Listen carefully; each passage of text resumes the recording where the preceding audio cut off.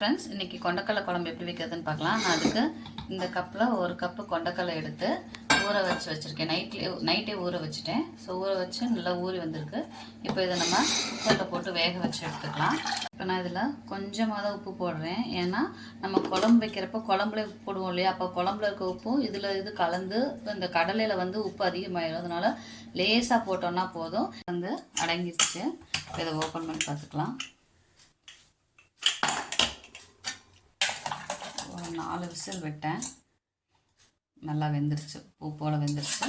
So இப்போ இதை தனியாக எடுத்து வச்சுக்கலாம். வச்சு கடுகு உளுந்தம் பருப்பு போட்டுக்கலாம். கடுகு உளுந்தம் பருப்பு போட்டு பொரியட்டும். ஒரு பொரிஞ்சதும் அரைச்சி வச்சுருக்க வெங்காயம் கண்ணாடி பதத்துக்கு வந்துருச்சு. இப்போ நம்ம நறுக்கி வச்சுருக்க தக்காளி கருவேப்பிலையை சேர்த்துக்கலாம். இதில் ஒரு அரை ஸ்பூன் என்ன போட போகிறேன்னா இஞ்சி பூண்டு பேஸ்ட்டு போட போகிறேன். சில பேர் அந்த தேங்காய் அரைக்கிறப்ப இஞ்சி பூண்டு சேர்த்து அரைச்சி ஊற்றுவாங்க. நான் இஞ்சி பூண்டு பேஸ்ட்டு இப்போவே பேஸ்ட்டை ஆட் பண்ணிக்கிறேன். நீங்கள் எப்படி வேணாலும் செஞ்சுக்கலாம். குழம்பு மிளகா அப்படி சேர்த்துக்கலாம். நான் வீட்டில் அரைச்சி வச்சுருக்க 2 ஸ்பூன் குழம்பு மிளகா அப்படி போட்டுக்கிறேன். போட்டுட்டு நம்மள இதுக்கு தேவையான உப்பையும் போட்டுடலாம். இப்போ ஏற்கனவே நம்ம சுண்டலில் கொஞ்சம் போட்டிருக்கோம், அதனால் அளவாக பார்த்து போட்டுக்கலாம்.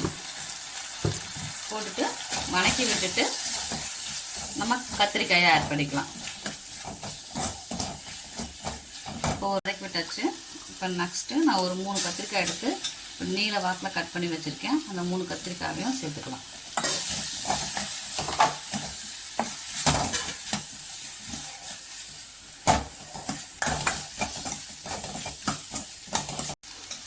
இப்போ வதங்கினதுக்கப்புறம் நம்ம இந்த கொண்டக்கடலையும் சேர்த்துக்கலாம். அவிச்சு வச்சுருக்க கொண்டக்கடலையும் சேர்த்து வணக்கி விட்டுட்டு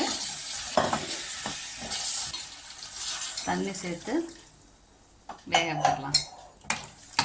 அதுக்குள்ளேயும் நம்ம அரைக்கிறதுக்கு என்ன தேவை, இது கொதிக்கட்டும். கொதிக்கிறவங்களையும் நம்ம அரைக்கிறத அரைச்சி எடுத்துகிட்டு வந்துக்கலாம். நமக்கு அரைக்கிறதுக்கு என்ன எடுத்துருக்கேன்னா ஒரு 2 பீஸ் தேங்காய் எடுத்து பொடி பொடியாக நறுக்கி வச்சுருக்கேன்.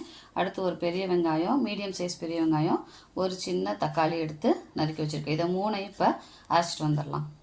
இப்போ நம்ம அரைச்சிட்டு வரவங்களே இங்கேயும் பார்த்தீங்கன்னா குழம்பு கொதிச்சிருச்சு. ஸோ இப்போ நம்ம அரைச்சிட்டு வந்ததை இதில் சேர்த்துடலாம்.